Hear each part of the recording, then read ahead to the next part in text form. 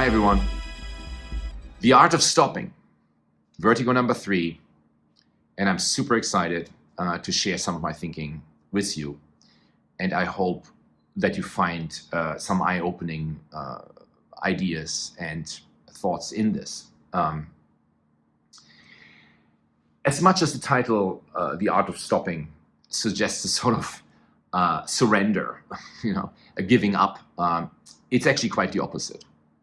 I argue in this episode that the ultimate success and value in a created work or in design does not lie in bringing something to its positivistic end state, but rather to leave it unfinished in an extent that you decide when to stop before it reaches the end state.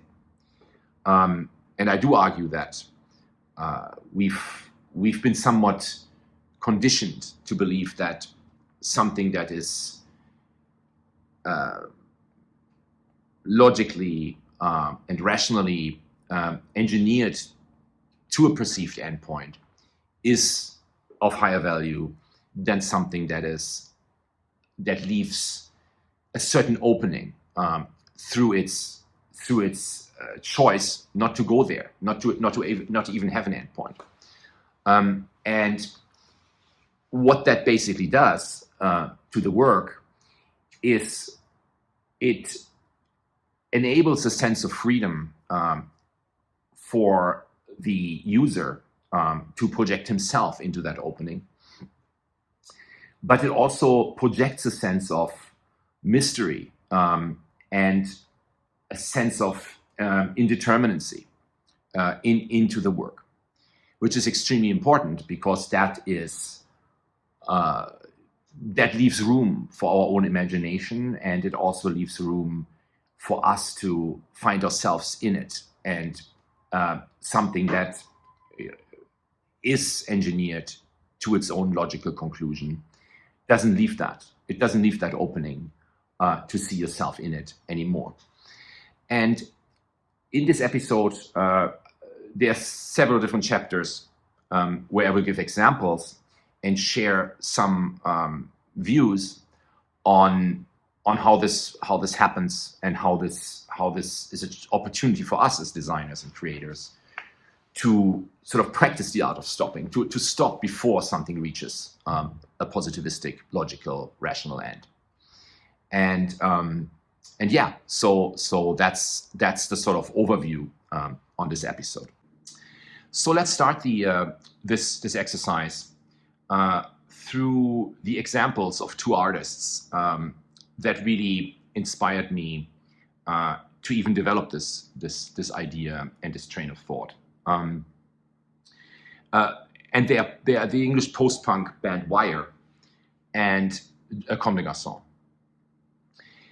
What they both have in common is they both sort of initiated their philosophies and their operating systems and their position as it relates to the field they're in, but also as it relates to each product they produce in the punk philosophy. And I think if there's ever a movement that is sort of embodying the concept of the art of stopping, it is probably the punk movement, or the moment, the punk explosion, which is just one big stop in its own definition. It began and ended almost exactly in the same moment. It exploded and imploded simultaneously, but it rippled out into a new philosophy towards the unfinished and towards the disruptive, towards an end. And specifically, Wire, who incidentally, in their 2003 album Send, have a track called The Art of Stopping, which inspired this very title. Specifically, Wire are sort of positioned in a world where the beginning is experimentation and the end is pop, but the pop level is never really reached and the experimentation level is left behind, and there's sort of this in-between mid-state which never really finds a conclusion. And that's how they are positioned, but in their own expression, in every track they create, they follow through with this by bringing in pop structures into their songs and stopping and disrupting them over and over again with experimentation and with noise. And I would really recommend to study that band and those artists, as they really sort of took the punk idea, this idea of ripping up and start again, as so wonderfully defined, defines the punk movement, which is this idea of you keep destroying your product eternally, and through that, art is defined as the moment of destruction.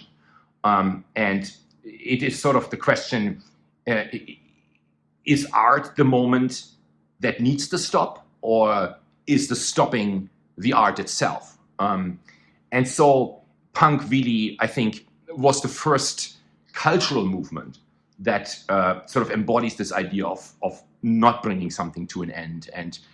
And even in the definition of mass production versus unfinished mass production, how much is something unfinished mass producible? I think punk represents the spirit of anti-duplication and anti-mass production.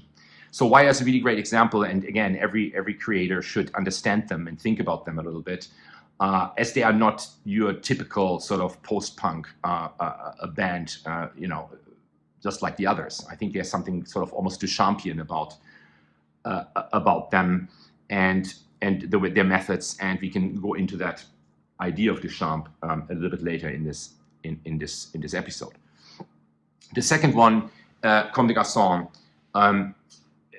most of us know and understand the brand, but interestingly, I believe it was 2016, I could be wrong, exhibition at the Met, where Reika Wakubo had sort of a retrospective of her work, was entitled The Art of the In-Between, which is another form of thinking about the art of stopping as keeping your position and your expressions in the in-between indefinitely and never really bringing them to an end and bringing them to a conclusion and stopping every piece and every single expression before it finds its own conclusion. And I think if you think about it that way about Comme des Garçons' work, you will see that almost all of their pieces come to an end before they reach their own end and their own conclusion. And in her own definition of the in-between, there is this idea of, is this ready to wear or is this haute couture? It's neither, and it stays in between those things. Is this piece unfinished and raw, or is it actually resolved to a point where it was considered finished versus it's finding its own need to get to a higher level of finishing? Is the universal standard of finishing applied, or is the subjective standard of finishing applied? And I think it's the subjective standard that we're talking about here, when the artists themselves implement or impose the concept of, I stop now, and I don't universally, objectively bring this to an end. So Comme des Garçons is a fantastic example for the art of stopping, and so is Wire. Two other quick artists next to Wire and Comme that I could mention here, just to introduce the concept further, are the Argentinian writer César Aira, who I'm a big fan of, and who writes mostly sort of short stories and novellas. And there is something in his work that it produces a sort of sense of eternity and a sense of endlessness.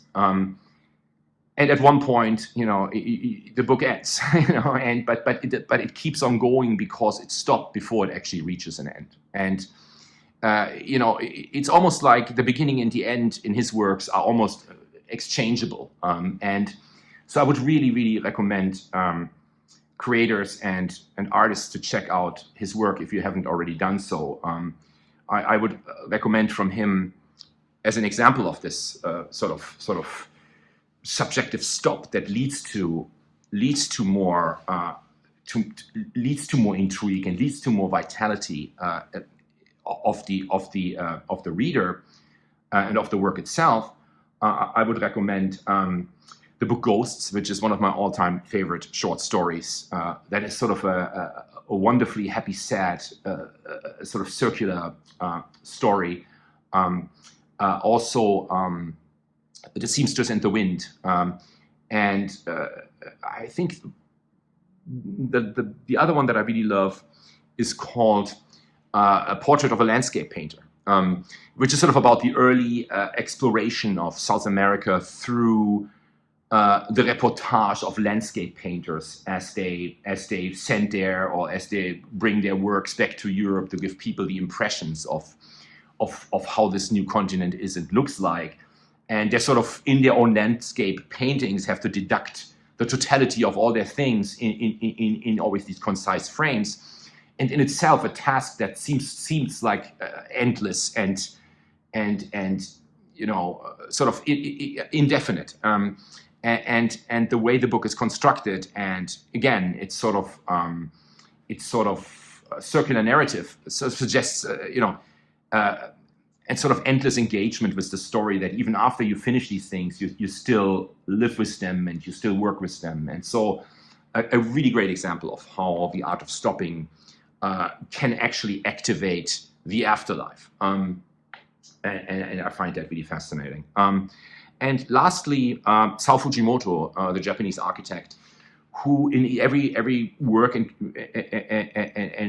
piece he creates sort of leaves an open-endedness to it, and understands very well the first impression of, am I engaging with something that is still hasn't arrived yet, and therefore it is fresh forever, or is there weathering, is there conditioning to this that has led to the end being transposed forward? It's unclear. And in his work, this sort of art of stopping often leaves room for a person to engage with the space individually and almost provoke a sort of interaction that wouldn't be possible with something finished, because something finished is sealed and the pieces are locked in. But if you stop before you've blocked the pieces in, then it will give room for people and for an audience and for visitors or people who engage with the space to actually interact with the space and move things around and feel free in it. So the art of stopping, again, as a proof through Sou Fujimoto here, enables a sort of sense of freedom that oftentimes, you know, is created through the work, but then depends on the user and the audience to finish it. So, you know, something that is finished can't do that. So these are two really great examples. And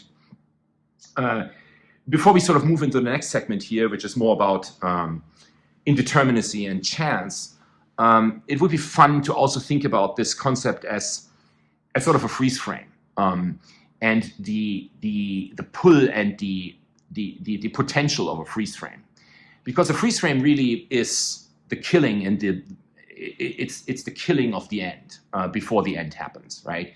You see the freeze frame, and in that moment, you don't know it. It ends before it ends, and the freeze frame is powerful because it not only freezes the moment, but it also calls on a subjectivity of the person who stopped the motion to make you, the viewer, guess and transpose in your mind the ending. And so there's something very thrilling and something very vital about the freeze frame in that way.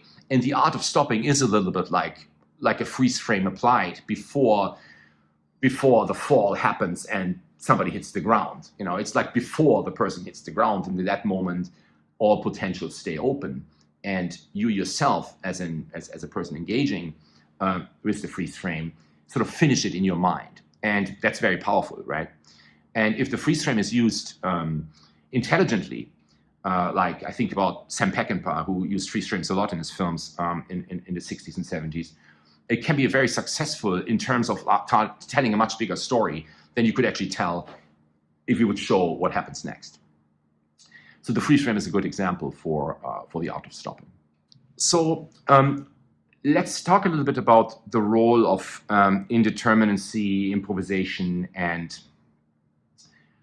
chance in this concept of the art of stopping. And the first thing that comes to mind here is sort of a really important fundamental thought that guides us to the imperative that the subjective stop before the objective finish is basically to maintain poetry. Because poetry cannot be repeated. Any moment that is metaphorically significant, that is of the highest value to us, that exists in our memory or that will come to us in our future, is unrepeatable in its own sensation. You cannot ever repeat the initial impact of something. And as much as from the first moment of Industrial Revolution onwards, the attempt is made to do that, it is technically a paradox that is not possible. So how then do artists, or did artists historically, sort of engage with this idea of disrupting the conclusion or disrupting the end of something and its production value in terms of reproducibility? And I think, from the early experiments of John Cage and Marcel Duchamp, where chance and the sort of element of the unknown and the element of the unexpected and the random becomes part of art and art creation, was sort of the first stepping stone of how can we liberate art from industrial production. And so I think, if we think of the early works of John Cage, where players were allowed in a controlled framework to sort of do their own thing or to improvise moments within that, and where there are open sections in compositions that are undefined, and for people to do how their intuition and their subjectivity can create the final form, it also sort of gives the piece a never-ending conclusion that does never resolve itself. And I think that within that, we're still trying to bring a fulfillment to many things we do, particularly now in the digital world, to catch up there and to sort of find ways, and we think about the entire realm of experiential design and so forth, to find ways to battle the finished form and its soullessness, so to say. So if we leave that early experimentation of John Cage and Marcel Duchamp, where many of this unresolvedness and the loop of becoming sort of starting at the beginning while the end is reached in Duchamp are sort of the foundations of that playbook. It then moved into fluxes, and from that it moved into sort of the idea of Beuys and the multiples and Albert Oehlen and the sort of the idea of multiplying one piece individually through your own craft many times, and within that it has variation. So you're moving from chance to variation within that, and then to multiply and to produce variations on things. And there are examples, where this has been like waves. This has been, and oftentimes I think these things might be politically inspired too, right? Where under certain conditions, when we are living in a world that gets more and more, how can we say, more and more honed in on this idea of perfection and an objective final resolve, movements come up that embrace chance and that embrace a sort of the unknown more. So I'm thinking about the Fluxus movement, like I said earlier, of the 60s. And the whole sort of counter-revolutionary spirit of the late 60s, and liberating tendencies in societies in Europe and in Japan and in many first worlds, sort of a push against political, sort of the final political call. And in those days, art movements oftentimes tend to, express the need for not having an end to something, or to leave something open-ended and create freedom through that. We witnessed that again, I think, in the 90s quite a bit. Very much so, inspired by Grunge, which was also sort of a not defining an end, sort of punk. That's punk part 2, US punk part 2, US version of punk. And so, in the 90s, grunge in the early 90s sort of was that sort of explosion that again led to a craving for an unfinished idea and for an unfinished expression. And we have emerging designers at that time like Martin Margiela and Maria Cornejo, and photographers like Mark Borthwick and Takeshi Homma and so forth in the 90s, or Hiromix from Japan, who and even Wolfgang Tillmans to some extent fits into that role, who don't perfectionize, objectively, positivistically finish their creations and end before they reach a sort of objective, universal form. And then again, this through the rise of the big tech sort of push and pull, this again, flattened down. And I think again now today, we're at a point where this is coming back up again. I think there are interesting artists today that do this and that re-emerge as creators that, and I mentioned some of them earlier, that sort of, purposefully stop at the right time out of their subjective call to create more and to give more attraction to their work. And that comes to mind, the Chinese, one of my favorite fashion designers today, Yat Pit, a Chinese designer from Hong Kong, who I really would like everybody to take a look at, who in his whimsical sort of work harks back to Chinese traditional craftsmanship, but also through a sort of street culture and projecting into a street culture that, in terms of Hong Kong street culture and in terms of Asian street culture, hasn't really fully formed quite yet. So there isn't really an end in that scene that is defined in its own position.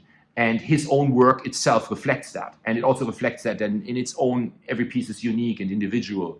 And I would really love to find, even the events that he stages and pop-ups he makes are really fantastic to check out. So I would think everybody should take a look.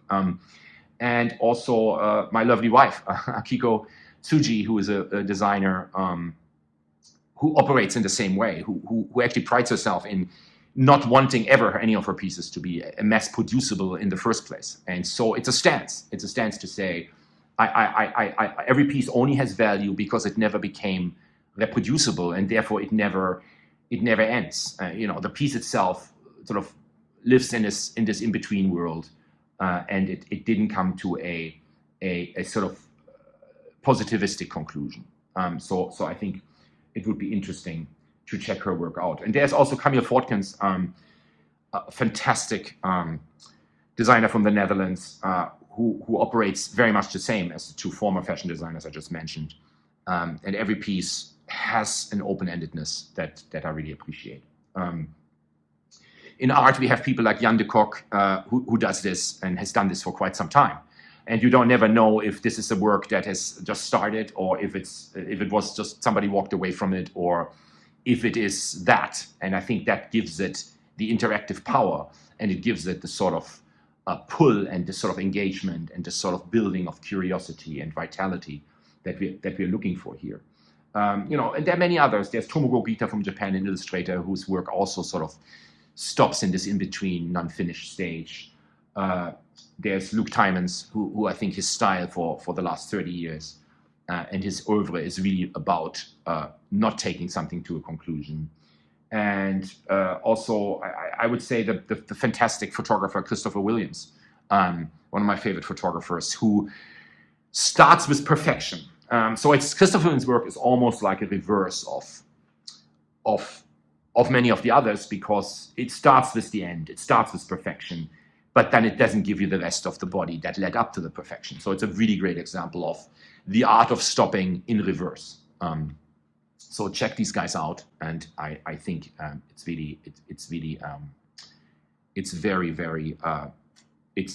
will be very rewarding. So in the sort of final part of this episode, I want to bring up the concept of counterpoint. And counterpoint, as it was invented by Schoenberg and the new school of composers about over 100 years ago, is a really interesting concept in relation to this idea of the art of stopping. And because what it basically does is, it from a compositional perspective, it introduces one development from one point to another, what you could call, a sonic structure. It doesn't have to be a melody, but it could be, against another one. And it shifts two almost on equal par developed structures that both have a beginning point and an end point. And it takes those two and shifts them against each other or not, or with each other. And so they're overlaying.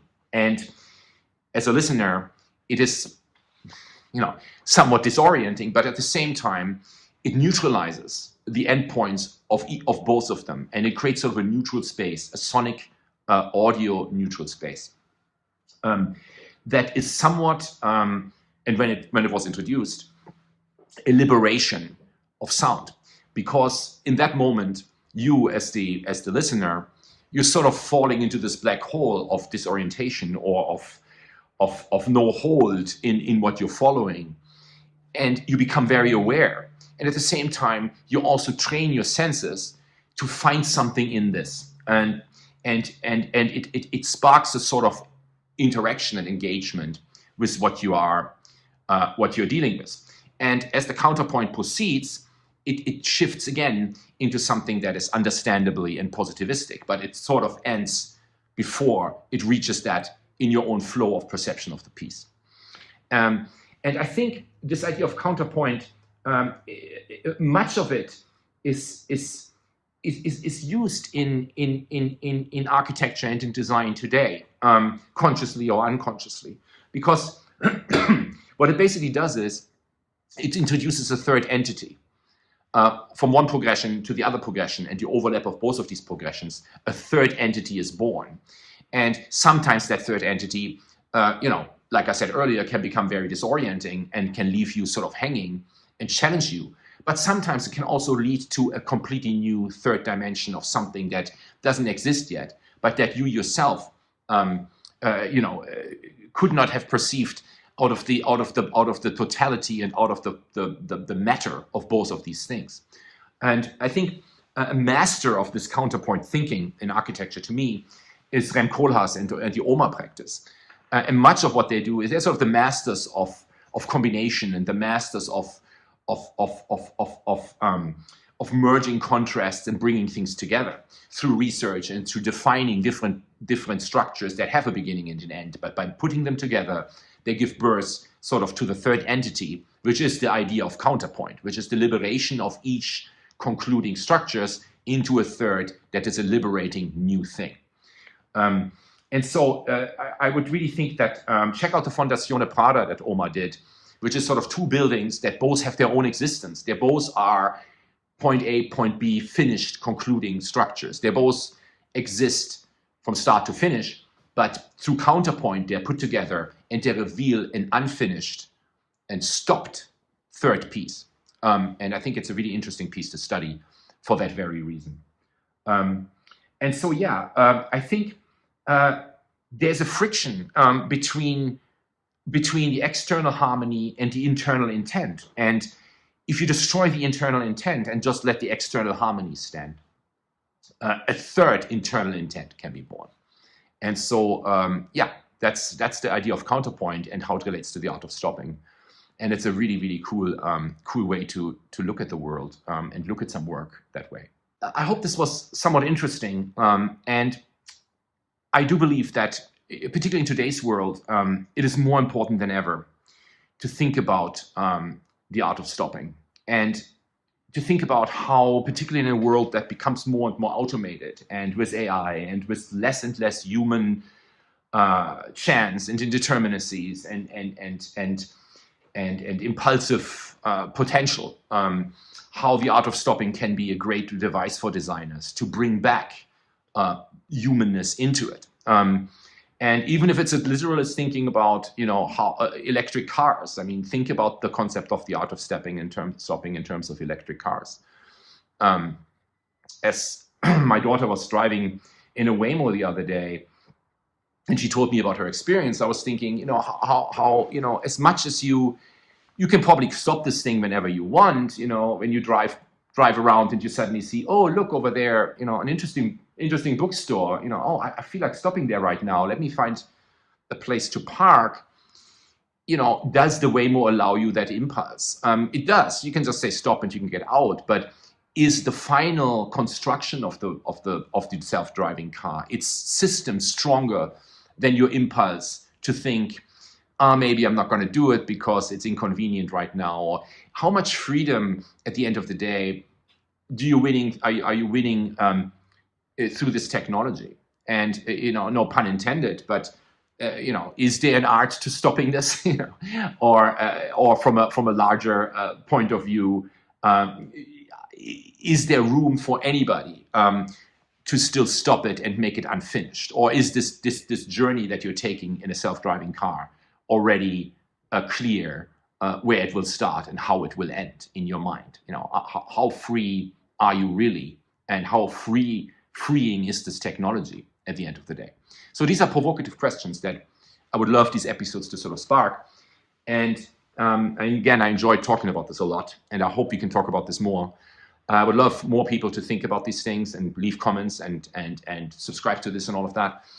But I'm also happy just to do it to fight the good fight. So it was fun, and I hope to see you again in the next episode of Vertigo.